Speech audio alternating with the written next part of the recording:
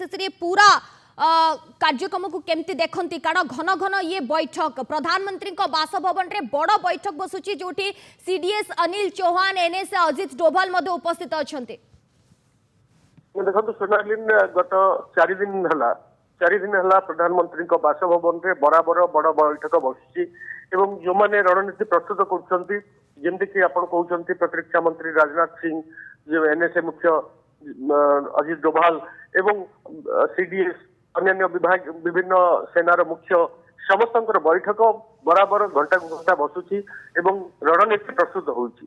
वर्तमान सबुठु बड़ कथा होउची जे गतकाली आपण देखिथिबे राति रे पाकिस्तान आक्रमणात्मक होइतिला एवं भारत केवल तार प्रतिजवाब देइतिला बा भारत ताकू प्रतिहत करिया पय उद्यम करथुला।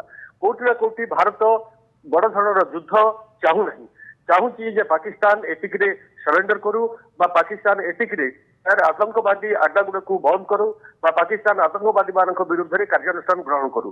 सेठिबे आपण देखुथिबे अंतर्जातिक स्तर रे मध्य चाप बढ़िबार लागिछि। अमेरिका आज उभय पक्ष को कहलानी जे एस्कालेशन बंद करबा पाई बोलिकरी अन्य राष्ट्र माने मध्य केही युद्ध चाहंती नाही किंतु आतंकवाद विरुद्ध रे समस्तंकर स्वर रहिछि किंतु युद्ध केही चाहंती नाही किंतु आतंकवादी बंद करियो कहले पाकिस्तान को पदक्षेप नबाक पड़िबो। पीओके अंचल रे जो सब आतंकी अड्डा अछि तापर जदियो भारत आक्रमण करिकरी किछि अड्डा को ध्वंस करछि किंतु एबे मध्य पाकिस्तान आतंकवादी मानकू प्रश्रय दउछि सेमानकू सहायता दउछि सेमानकू शरण दउछि एवं सेथुरु जो पर्यंत निवृत्त हेनि पाकिस्तान से पर्यंत भारत तार युद्ध अभिमुख्य परिवर्तन करिवार नाही। जदि पाकिस्तान आतंकवादी मानक विरुद्ध रे तार पदक्षेप नबा कथा स्पष्ट करिवो बा प्रतिश्रुति दबो तेबे जाकि भारत ए जो एस्कालेशन ए जो उत्तेजना एथुरु पछिको हटि पारे। किंतु आज जो बैठक होउछि प्रधानमंत्री बासभवन रे मूलतः गतकाली राति रे जो पाकिस्तान आक्रमणात्मक आभिमुख्य ग्रहण करथिला एवं भारत उपरे पाखापाखि 400 रु अधिक ड्रोन मार करथिला तार प्रति जवाब रे अनेक ड्रोन को खसेइथिला जदियो भारत किंतु भारत गतकाली पाकिस्तान उपरे सेभଳି कौनसी आखिदृशिया कार्यानुष्ठान बा युद्ध बा आक्रमण करि नाही। आज कौन परिस्थिति हबो एवं आज रातिर स्थिति कौन हबो आज रातिर को भलिया रणनीति ग्रहण कराजिबो से नेगिरी वर्तमान प्रधानमंत्री बासभवन रे बड़ बैठक बसची एवं आपण जेमति कहउतिले एथिरे समस्त अछंती प्रतिरक्षा मंत्री राजनाथ सिंह अछंती अजित डोभाल अछंती तीन सेनार अध्यक्ष माने विद्य जोग दउचंती एवं जो माने ए रणनीति प्रस्तुत करचंती ए युद्धर से माने समस्त उपस्थित अछंती एवं आपण किछ समय तळे देखितिले भारतर जो वैदेशिक व्यापार मंत्रालय ता पक्षर प्रेसमिट करा जायकरी गतकालीर सिचुएशन संपर्क रे सविशेष तथ्य उपस्थापन करा जायतिला से अर्थात शिशिर में कहि परिबा आसंता 24 रु 48 घंटा बेस गुरुत्व बहन करूछि।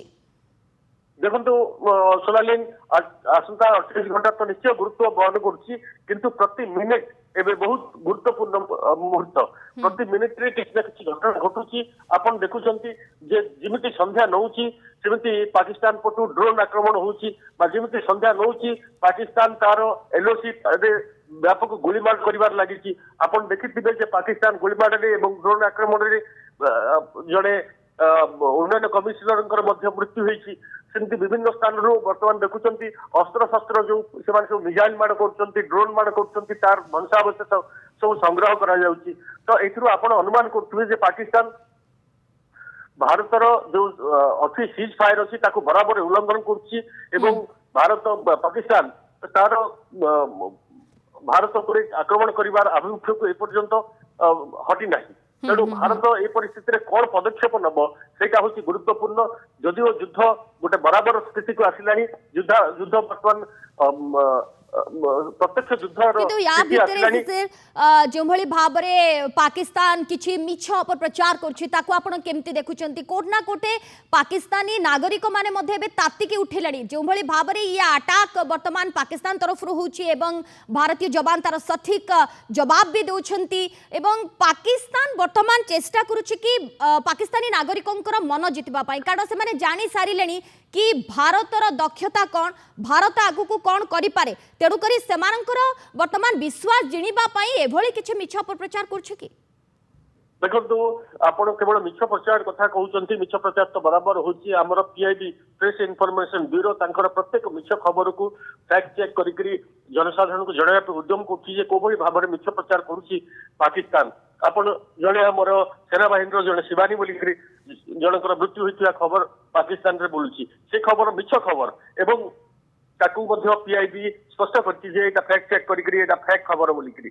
ସେମିତି ଆମର ବିଭିନ୍ନ ଏୟାରବେସ୍ ଧ୍ୱଂସ କରିଥିବା କଥା ପାକିସ୍ତାନ କହୁଛି, ସେଇଟା ମଧ୍ୟ ମିଛ ଖବର ବୋଲିକିରି ଜଣାପଡ଼ିଲାଣି। ତାକୁ ମଧ୍ୟ ପିଆଇବି ସ୍ପଷ୍ଟ କରିସାରିଲାଣି ଯେ ଏସବୁ ମିଛ ଖବର।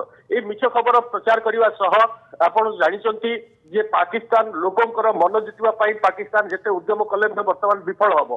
ଲୋକଙ୍କ କଥା ତ ଅଲଗା କଥା, ତାଙ୍କର ଜନପ୍ରତିନିଧି ମାନେ ମଧ୍ୟ ତାଙ୍କର ମନୋଭାବ ହ୍ରାସ ପାଇସାରିଲେଣି। ଗତକାଲି ଆପଣ ପାର୍ଲାମେଣ୍ଟରେ ଦେଖିଥିବେ, ପାକିସ୍ତାନ ପାର୍ଲାମେଣ୍ଟରେ ତାଙ୍କର ସାଂସଦ ମାନେ ପ୍ରଧାନମନ୍ତ୍ରୀଙ୍କୁ ବୁଜଦିଲ ଗିଦ୍ଦଡ ଭଳିଆ ଶବ୍ଦ ବ୍ୟବହାର କରିବା ପାଇଁ ମଧ୍ୟ ପଛଉନାହାନ୍ତି।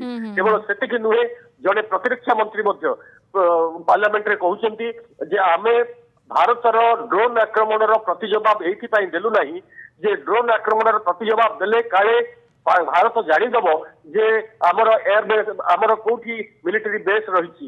ଇଏ ଗୋଟେ ଅଯୌକ୍ତିକ କଥା, ଏ କଥା ମଧ୍ୟ କହିବା ପାଇଁ ପଛଉନାହାନ୍ତି। ତା ଅର୍ଥ ସଂସଦରେ ମଧ୍ୟ ସେମାନେ ମିଛ କହୁଛନ୍ତି। ସଂସଦରେ ମଧ୍ୟ ତାଙ୍କର ଭିତପ୍ରସ୍ତତା ପଦାରେ ପଡୁଛି। ସଂସଦରେ ସେମାନେ ଭୋ ଭୋ ହେଇକିରି କାନ୍ଦୁଥିବା କଥା ମଧ୍ୟ ପଦାକୁ ଆସୁଛି। ସାଂସଦ ମାନେ ଯେ ଆଲ୍ଲାହ ବର୍ତ୍ତମାନ ରଖିବେ, ଆମକୁ ଭାରତ କବଳରୁ ଆଉ କିଏ ରକ୍ଷା କରିବ, ଏଭଳି କଥା ମଧ୍ୟ ସାଂସଦ କହୁଛନ୍ତି। ଏବଂ ବିଭିନ୍ନ ପ୍ରକାର ପାକିସ୍ତାନ ଗଣମାଧ୍ୟମରେ ସୋସିଆଲ ମିଡିଆରେ ବିଭିନ୍ନ ପ୍ରକାର ମିଛ ଖବର ପ୍ରଚାର କରି ଆତ୍ମସନ୍ତୋଷ ଲାଭ ପାଇଁ ଉଦ୍ୟମ କରୁଛନ୍ତି। ଏଇ ଯୋଉ ମିଛ ଖବର ପ୍ରଚାର କରୁଛନ୍ତି, ଏଥିରେ ଗୋଟିଏ କେବଳ ଏଇଥିପାଇଁ କରାଯାଉଛି ଯେ ପାକିସ୍ତାନ ନାଗରିକ ମାନେ ବୋଧହୁଏ ଭାବିବା ଉଚିତ ଯେ ନାଇଁ ପାକିସ୍ତାନ ମଧ୍ୟ ଜୋରଦାର ଜବାବ ଦଉଛି। এই কথা প্রমাণ করা বাস্তবে তাহা করে নপারি। ঠিক আছে, এবে আগুকু সোর্সেস কোন পাকিস্তান পাখরে রহুছি, কারণ ইয়ে আগুকু এ সবুর সামনা করি পারিব তো পাকিস্তান তাকু নেই কি গোটে বড় প্রশ্নবাচী। ধন্যবাদ। आम सहित जोड़ी रही एडिटर इन चीफ शिशिर भट्ट मिश्र आम सहित जोड़ी।